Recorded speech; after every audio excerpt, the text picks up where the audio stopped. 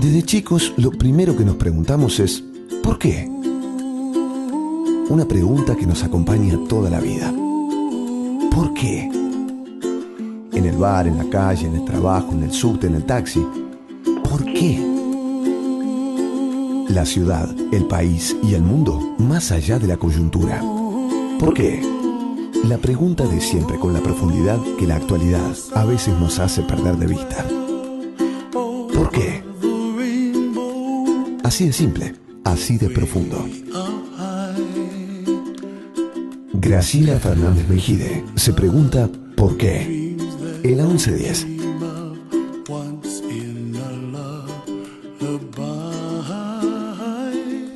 Soy Graciela Fernández Mejide y esta pregunta se llama ¿por qué?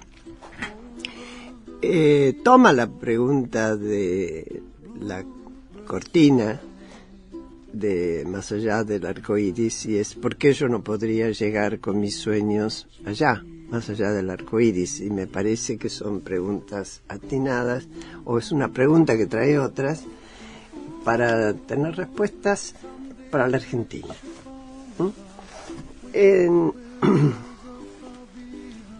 Una de las cuestiones que hoy dan más motivos para hablar en el amplísimo tema de la inseguridad es el tema del narcotráfico. Es decir, si la droga ingresó para quedarse para siempre, si se fabrica o no se fabrica, si los carteles de otros países se emigraron para acá totalmente o por lo menos pusieron sucursales, por decir de alguna manera, si están o no en relación con el poder político y con las fuerzas de seguridad, que es una derivación del poder político. En fin, son todas preguntas ante un fenómeno que, si bien lo conocemos, nunca creímos que iba a ingresar tan bruscamente en nuestra vida cotidiana e iba a tener consecuencias en muchos casos bien difíciles de soportar. Para hablar de esto nos acompaña Nicolás Rodríguez Gámez, que es politólogo, que fue subinterventor de la Policía de Seguridad Aeroportuaria, es hoy subdirector del Núcleo de Estudios sobre Gobierno y Seguridad de la Universidad Metropolitana para la Educación y el Trabajo, y también es profesor en la Universidad de Quilmes y de Lanús. Y también está Walter Curia, fue jefe de sección política de Clarín, es periodista y actual columnista del Cronista. Con los dos vamos a hablar de este tema. A ver, yo la verdad que no lo sé, aunque tuve historias sobre esto. ¿Cuándo comenzó a entrar la droga en la Argentina? No ocasionalmente, sino ingreso que después se mantuvo. ¿Vos sabés, Nicolás? ¿Tenés idea? A ver, digamos, el rastreo histórico es difícil de determinar. Lo que sí es verdad es que parecería, por los datos digamos, por los registros oficiales de consumo, que en el último tiempo el mercado, mejor dicho, la demanda de drogas es más creciente y es más creciente en determinados centros urbanos. Pero la verdad es que, más allá de la pregunta, digamos, la pregunta es buena para disparar otra cuestión, que es qué poco sabemos sobre la problemática del narcotráfico y qué poco registro público de eficiencia que se extiende a otras áreas de gobierno o a otros problemas públicos, qué poca información hay sobre la cuestión. Hay allá por los 80 algunos casos. Sí, a mí me habían dicho que se empezó a registrar después del golpe de Estado en Bolivia, donde se impuso García Meza y que fue ayudado por el gobierno de la dictadura en su momento, y parecería que ahí se empezó a establecer una conexión. Lo que pasa que también, política, ¿no? Perdón, ¿no? Sí, digo, dale. Habría que, cuando hablamos de la droga, es un término muy amplio. A mí me da la sensación que ahí hay que hacer una serie de disquisiciones, digo, que por ahí los organismos oficiales no las hacen, o por ahí los organismos internacionales tampoco, pero digamos, no es lo mismo la marihuana que la cocaína, y el ingreso de cocaína tiene que ver con unos patrones culturales diferentes. La marihuana, lo mismo, pero digamos, no son los mismos mercados, no son las mismas rutas, no son los mismos los países productores. Todo el mundo tiende a asociar, digamos, la cuestión de la droga con la cocaína, porque la marihuana está un poquito más naturalizada socialmente. Pero bueno, digo, también sobre la cocaína hay como una historia que la vincula automáticamente con Colombia, y los estudios históricos no dicen eso. Digo, no dicen eso. Hay un libro muy interesante de un antropólogo norteamericano que se llama Paul Gutenberg, que se llama La historia de la cocaína, o mejor dicho, la historia de la cocaína andina, y él rastrea el origen de la cocaína en Chile. Todo el mundo la asocia con Perú, Bolivia, sí, Colombia. Sí. Él sostiene que el origen y era, digamos, manejada por los chilenos en disputa con los cubanos que tenían acceso al mercado o a la provisión del mercado norteamericano, digamos, allá por los 70, cuando Pinochet entiende que es más conveniente quedar bien con el Departamento de Estado y no seguir permitiendo la producción de cocaína y, digamos, y alimentar el mercado.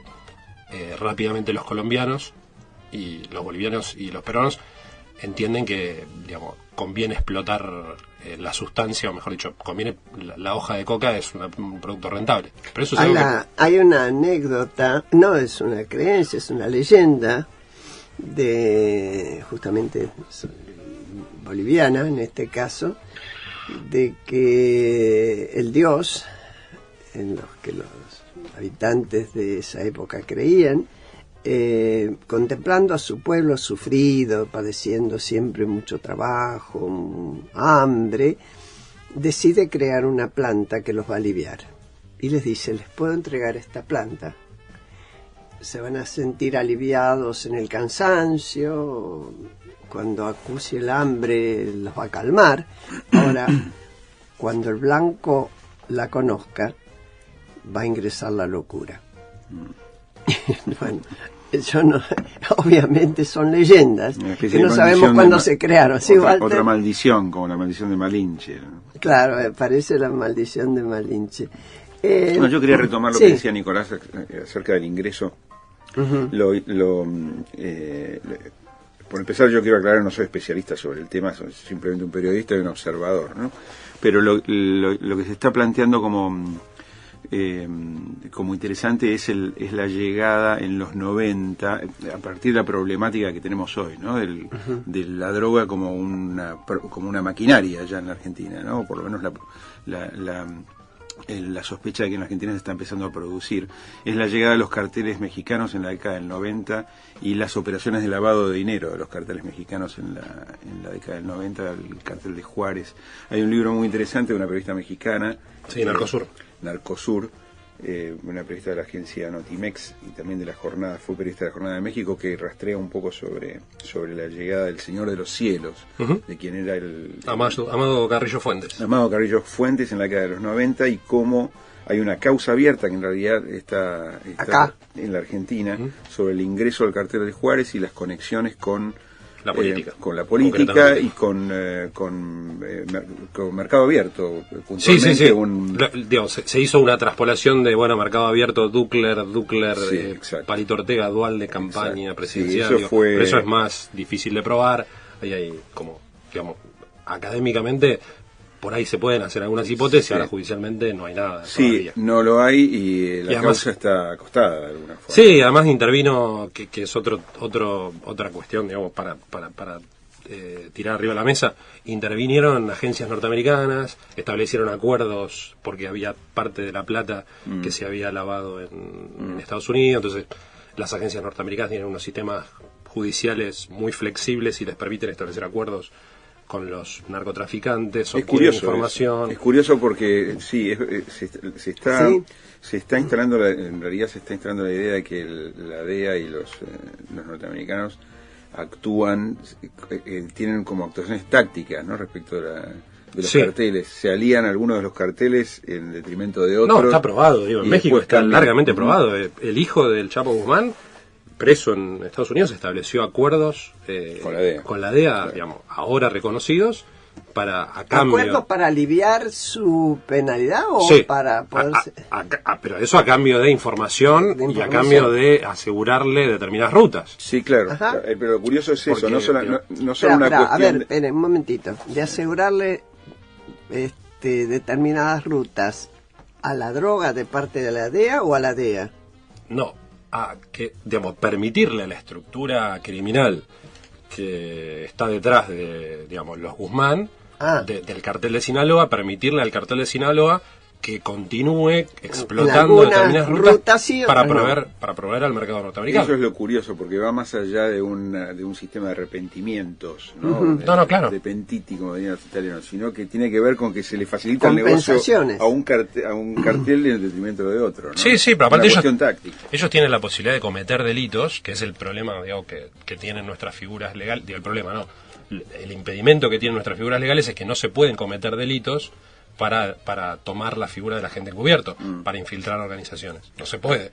Y ellos ellos pueden hacer acuerdos para aliviar la situación procesal, que acá tampoco se puede, y pueden hacer acuerdos, y pueden cometer delitos para seguir, o para que la organización siga actuando y conocer el mercado, o conocer las rutas, o conocer la organización desde adentro.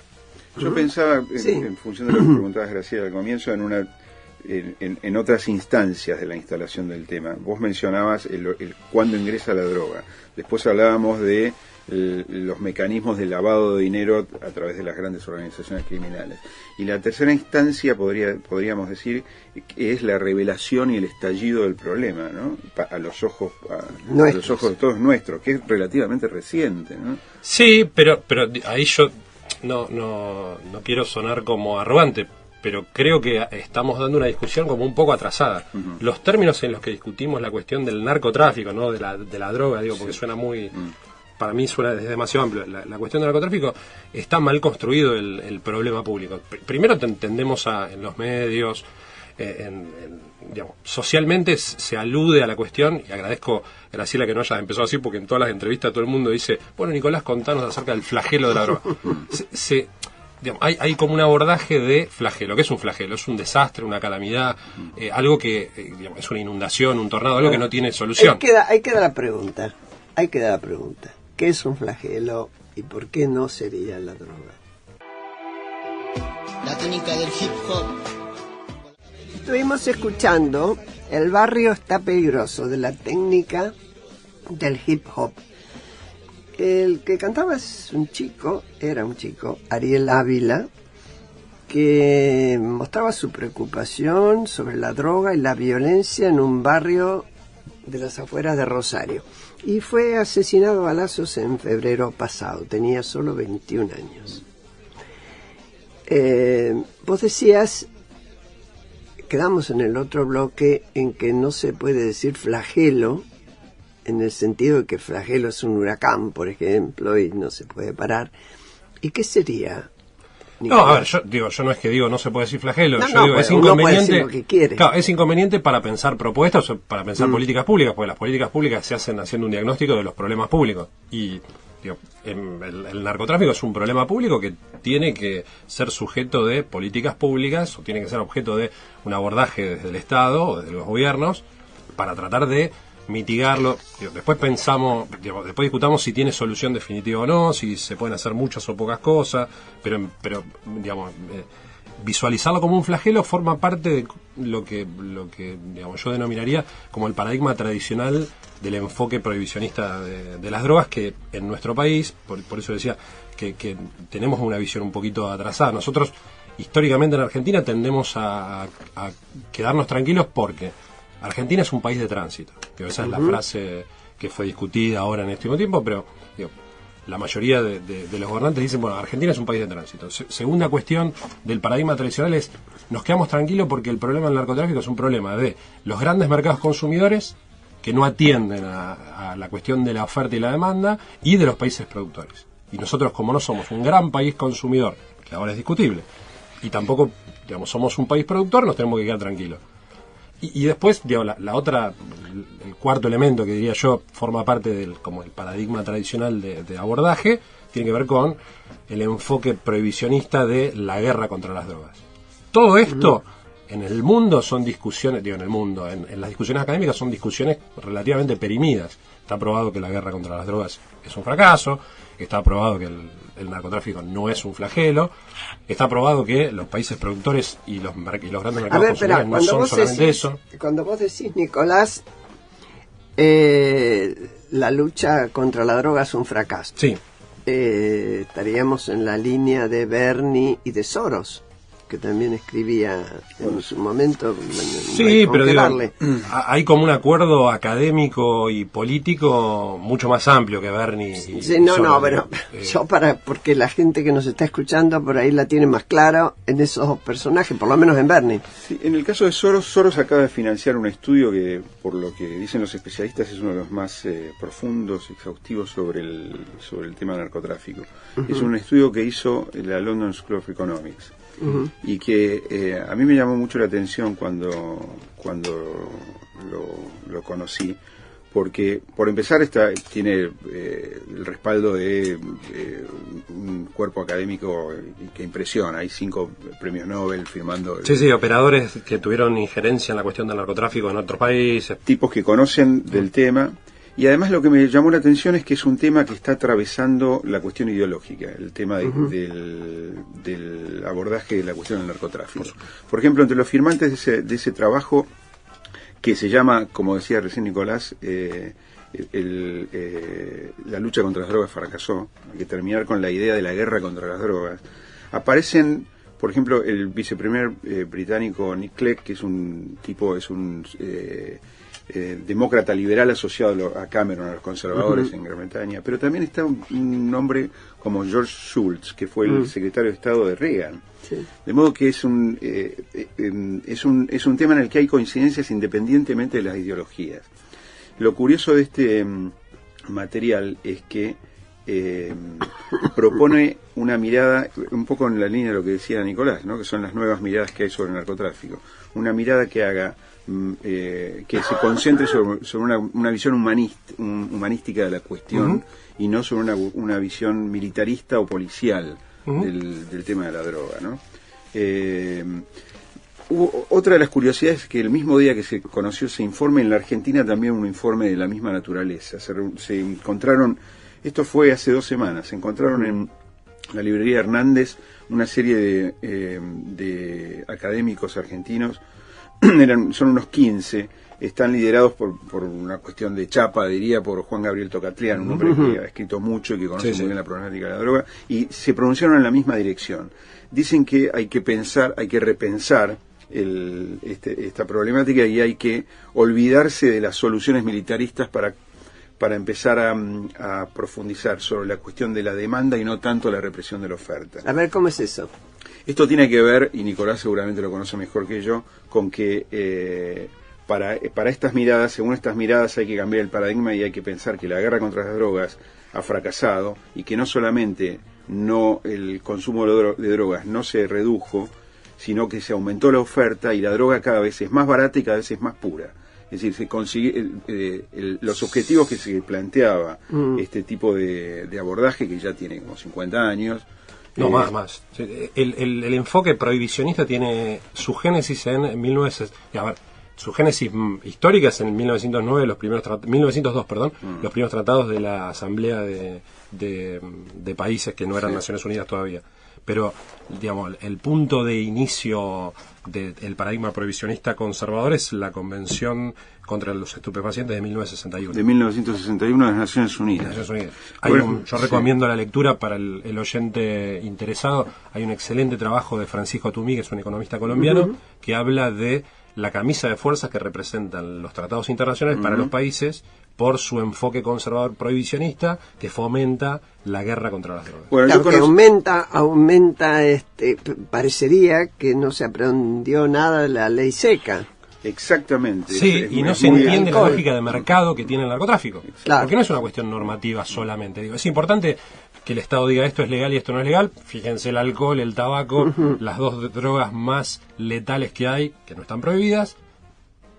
Ahora, pero droga. Cuando la prohibieron, lo que aumentaron fue la cartelización, si uno podía decir en ese momento, de los que traficaban con el alcohol en Estados Unidos. ¿Quién no ha visto Los Intocables, etcétera, etcétera?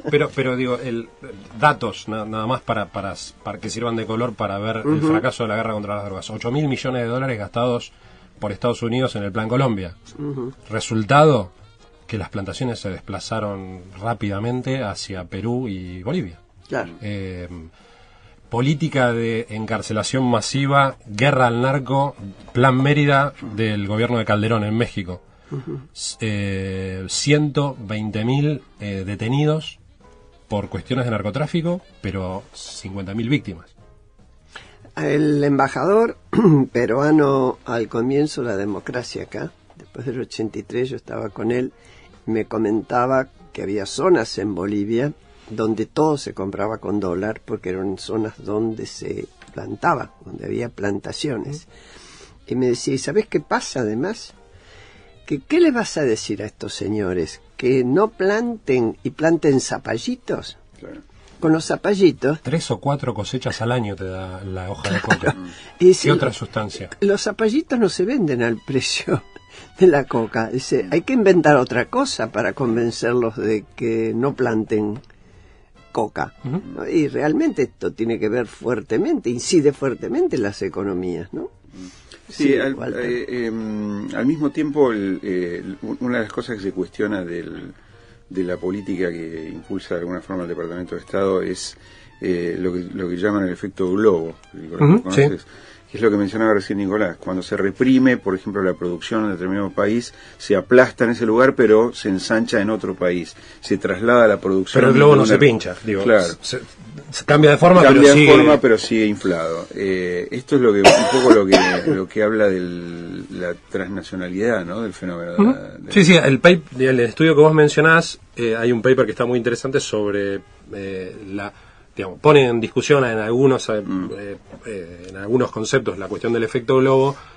Peter Reuter, que es otro especialista, pero dice que es indudable que la cuestión no parece tener solución militar, ni de abordaje de fumigación, porque al ser tan rentable, que eso es lo que es difícil de comprender. Esto, a ver, el narcotráfico es una dimensión del crimen organizado.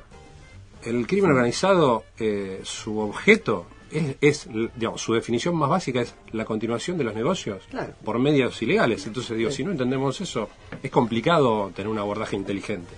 Muy bien, seguimos en el próximo bloque.